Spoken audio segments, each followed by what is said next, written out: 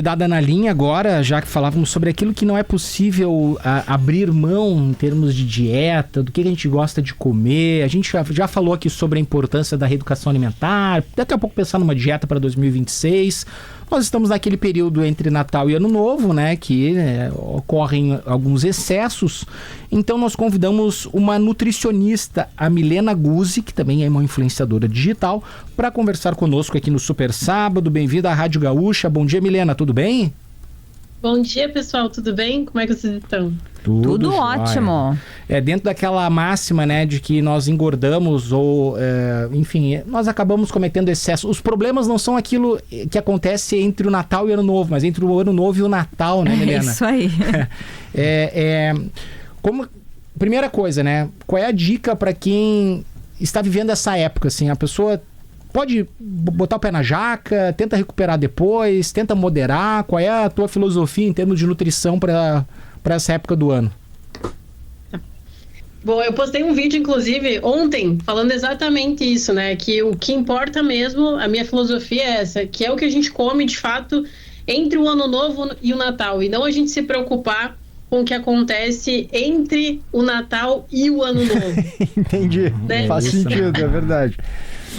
Porque Natal, Ano Novo é um período que a gente tá curtindo com a família, a gente tá vivendo ali aqueles momentos, tá comendo uma comida gostosa de vó, de tia, foi tudo preparado com tanto carinho, com tanta antecedência, foi tudo pensado, né? E um período muito curto para que de fato mude a nossa estética, a nossa vida como um todo. Então é um período que a gente vai estar mais inchado, vai estar mais retido, vai. Mas o que importa é que a pança de égua, como eu falo lá nas redes sociais, né? Tu sabe, a gente chega no momento da vida um pouquinho mais velho, que a impressão que dá é que por mais que a gente faça exercício, né, Paulo, 3 vezes por semana e tal, e tenta manter uma alimentação relativamente equilibrada, chega numa época, e nessa época é comum isso ocorrer, né, Paulo, que uma semana, 2 semanas exagerando, parece que vai tudo pro saco. Exatamente. É impressionante. E daí tu olha no espelho e parece que faz sabe, no corpo, assim, né? A barriga cresce muito, assim, então é uma coisa meio assustadora. E eu acho que a minha pergunta é por aí, sabe? Se 2 semanas de exagero realmente podem destruir, né, um tempo mais longo que a gente tenta fazer de exercício, de uma alimentação mais equilibrada, o impacto pode ser maior, principalmente conforme a gente vai ficando mais velho? A gente tem um impacto, sim, em relação à questão do metabolismo. Ele vai ficando um pouco mais lento conforme a nossa idade vai passando, isso é natural. Porém, o que acontece? A grande maioria das pessoas, na verdade, elas acham que elas estão fazendo dieta, mas elas estão comendo saudável, o que é diferente. Quando a gente fala em emagrecimento, em perder gordura, comer saudável e bem não é suficiente. Eu preciso calcular, eu preciso saber quanto exatamente eu estou comendo para saber se eu estou comendo o suficiente para gerar o déficit calórico, que é então que vai gerar o emagrecimento. Então, por isso que muitas pessoas elas fazem a dieta do ovo, a dieta da sopa, a dieta não sei do que, e elas acabam emagrecendo, mas na verdade não é a dieta em si, é porque elas estão fazendo restrição calórica, muitas vezes inconsciente. Então, quando a gente fala de reeducação alimentar, é por isso que a gente diz que é possível a gente comer de tudo e emagrecer. Sim, só que eu preciso colocar isso dentro de um contexto saudável que vai me gerar não só emagrecimento, mas que eu vou conseguir manter ao longo do tempo. Então, a resposta é depende. Será que eu estou realmente fazendo uma dieta calculada, específica, comendo certinha para gerar essa perca de pança de égua, esse emagrecimento, ou eu estou só comendo saudável e eu exagero? Então, nesse período que a gente exagera mais, às vezes 2 semanas, vai depender muito do quanto de calorias eu consumi, do que eu comi também, né? E de como é que estava a minha vida antes. Então, se, por exemplo, a pessoa ela tinha uma vida saudável antes do Natal, vamos dizer assim, ela treinava, ela comia bem, ela fazia dieta, aquela semana ali do Natal, ela vai ficar com a pança, né, com a barriga muito estufada. Ela vai... Isso. A pança ela vai de ficar super inchada. Só que assim que ela voltar para a rotina que ela tinha antes, isso tudo vai voltar ao normal, porque é mais sobre retenção, sobre inchaço, sobre exagero. Mesmo né? tendo mais de 40, Milena. Mesmo tendo mais de 40. Tá. Sim. E tem como fazer esse cálculo em casa de quanto eu tô consumindo de calorias e quanto eu deveria consumir? Assim, como é que a gente aprende a fazer esse cálculo? Tem. Esse cálculo, na verdade, a gente como Nutri, a gente usa um software, né? Então a gente não faz esse cálculo na mão, a gente faz tudo calculadinho, mas tem como fazer esse cálculo sim.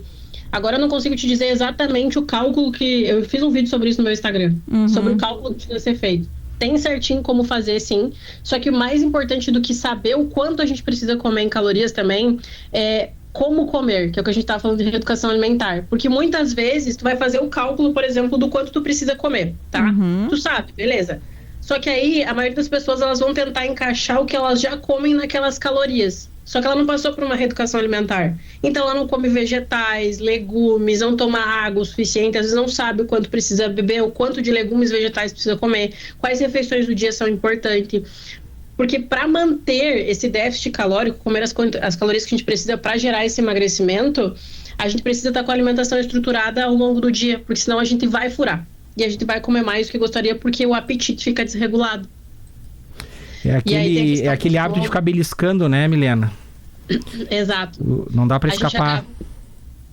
A gente acaba beliscando muitas vezes porque todo o contexto de vida está desregulado. Então, por exemplo, se eu não bebi água suficiente, a gente vai comer mais do que a gente gostaria. Se eu não comi vegetais na refeição anterior, se eu não comi frutas, eu não tenho hábito, eu vou beliscar o quê? Carboidrato, porque é o que é mais fácil, é mais palatável, é o que a gente tem mais familiaridade, né, em consumir, tá na nossa cultura. E aí a gente acaba excedendo. E é que nem tu falou, às vezes tem umas armadilhas, né? É óbvio que consumir frutas é muito saudável, só que a fruta tem açúcar. E gera calorias, né? Então, às vezes, entre comer, sei lá, uma banana ou 2 bananas e comer um tabletinho de chocolate, sei lá, em termos calóricos, né, Milena? Às vezes tem uma diferença que até a fruta engorda mais que o chocolate, mas é mais saudável. Falei corretamente? É mais ou menos. Tá, vai lá. Quando a gente fala em calorias, é isso mesmo que eu ia falar. Quando a gente faz esse cálculo de calorias, normalmente quem não é da área vai pensar nas calorias. Porque, pô, se eu como essa quantidade de chocolate, equivale a essa quantidade de banana. Eu vou comer o quê? Vou comer o chocolate, né? É mais gostoso. Exato. Então a gente sempre vai fazer esse olhar mais básico, assim. Só que óbvio que a banana é mais saudável, né, gente? Não é industrializado, só que tem que ter esse cuidado. Vai precisar das vitaminas, vai precisar de outros componentes que também são necessários para a formação da tua dieta, né? Exato. E aí o que a gente vai fazer? Não é nem restringir um e nem exagerar, mas como é que, por exemplo, a gente coloca um doce dentro de um contexto? Vai pegar, assim, aquela quantidade de chocolate que você quer comer, só que você não vai matar a fome com aquilo, você vai matar a vontade. Como é que eu coloco isso, por exemplo, nesse contexto? Eu vou pegar um whey protein, eu vou pegar alguma proteína, ovos, não sei, vou fazer um sanduíche ali e vou colocar esse tabletinho como sobremesa, junto ou após uma refeição completa. Porque aí tu nutre o teu corpo com comida mesmo, tu passa mais horas saciado, logo tu não exagera e tu consegue comer aquilo que tu tinha vontade. Então esse é o melhor contexto possível que a gente consegue encaixar doce ou coisas que não são talvez muito nutritivas, mas que a gente sente vontade de comer, faz parte do nosso hábito, né? Minha nutricionista sempre diz isso, né? Evita, assim, comer o chocolate no meio da tarde. Tô com fome, vou aqui no bar da redação, pego, sabe? Eu adoro chocolate assim, né? Mas o melhor é comer 3 pedacinhos de uma barra, por exemplo, depois da janta ou depois do almoço. Melhor depois do almoço, né, Milena? Mas, depois da comida, que é quando tu já tá saciado. Então, nesse sentido que eu acho que a banana, né, embora possa ser calórica, ela também, ela nutre mais, né? Não sei se esse é o termo correto, mas ela te dá uma sensação de saciedade maior e é mais saudável, né, do que um chocolate. Sim, e outra coisa que eu vejo que as pessoas erram muito é isso, às vezes, tipo assim, ó, a gente come uma fruta como se fosse uma refeição, tipo assim, no lanche da tarde eu como uva, eu como banana, eu como uma fruta de forma isolada. A fruta, ela é um complemento, ela não é uma refeição, então mesmo que ela tenha fibra, vitaminas e minerais, não tem uma proteína, não tem um carboidrato, uma refeição completa que vai sustentar a tarde toda. Então, às vezes, o que acontece é que a pessoa come uma fruta ali, uma maçã, uma uva, uma banana no meio da tarde, fim do dia, acaba exagerando, acaba beliscando muito mais, porque não teve uma proteína naquela refeição da tarde, sabe? Então, a fruta, ela é sempre um complemento. E como é que eu encaixo a batata frita? Que eu gosto muito, tá? Vamos ao que interessa. Eu gosto de comer batata frita. Emagrece comendo batata frita. Olha, eu gosto com carne, tá? Fazer um entrecô com fritas, eu gosto com hambúrguer, eu gosto com milkshake, eu gosto muito. Então, assim, como é que eu encaixo na semana? Não sei nem como continuar essa frase.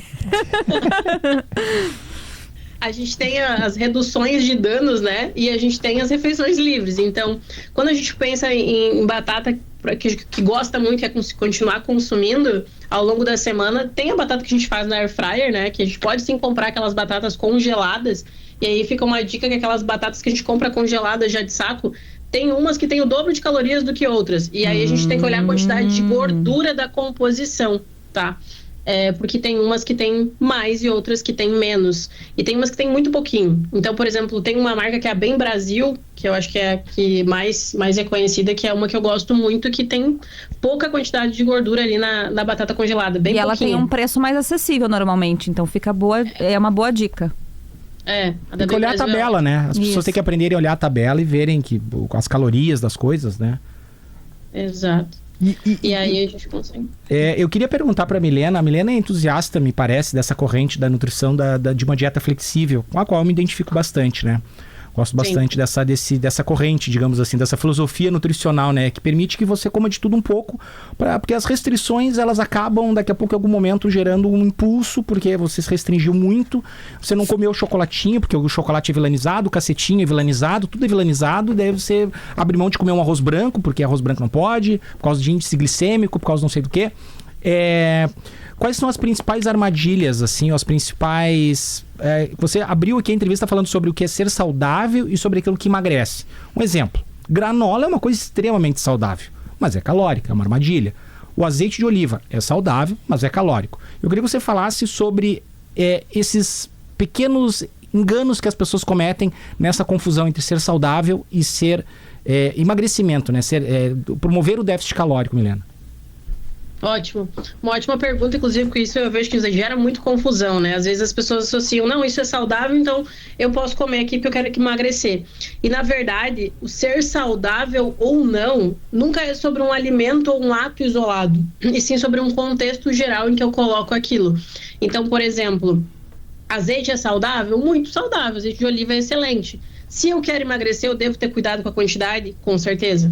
Eu gosto de granola. É algo que eu posso comer em grande volume na minha dieta? Não, a gente consegue colocar granola, mas vai ser uma quantidade que vai ser ali mais controlada. Então, o jogo do emagrecimento e também de ser saudável é a gente colocar sempre num contexto em que aquilo favoreça a saúde e o objetivo estético da pessoa, se ela tiver esse objetivo estético, né? Então, por exemplo, quando a gente fala de emagrecimento saudável, a gente está falando de um emagrecimento onde que vai ter tudo que a pessoa gosta, sim, algumas coisas numa quantidade mais controlada e outras que ela vai poder comer em maior volume. E a questão da nutrição, ela é adequação, ela é esse jogo de tornar a vida do paciente mais fácil. Então, o que é o meu trabalho aqui? Deixar essa dieta o máximo de volume de comida possível, saudável, para que a pessoa tenha um emagrecimento eficaz e duradouro. Porque toda aquela dieta que ela é só dieta do ovo, ou que corta, restringe muitas coisas, que a pessoa passa muita vontade,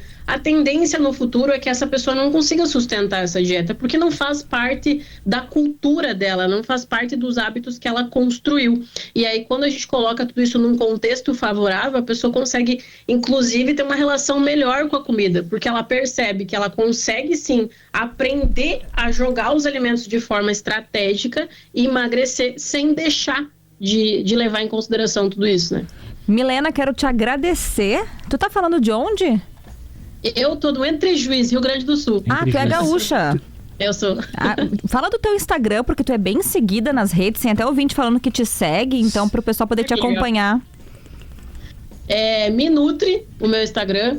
Nutri do Caps, conhecida também. Eu sou meio doidinha.